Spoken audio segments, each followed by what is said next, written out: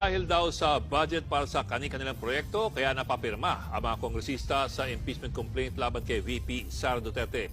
Yan po binunyag ni Alyansa Campaign Manager at incoming na Botas Congressman Toby Tiangco.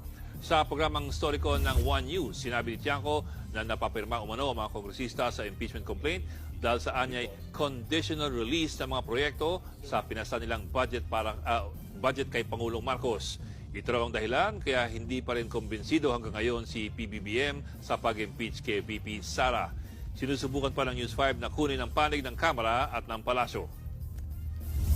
Saan ba nagsimula yung problema ng administrasyon? Nagsimula yung problema ng administrasyon nung hindi nila sinunod yung budget ng Pangulo. So noong pinipilit nila ilabas yung mga projects na for conditional release, iniisip-isip ko na noon na ito yung reason para doon sa impeachment, para mapilitan yung executive branch na ilabas yung budget. Ayon pa kay Tiangco, nakaapekto raw sa mga pambato ng alyansa ang impeachment complaint pati na rin pag-aresto kay dating Pangulong Duterte.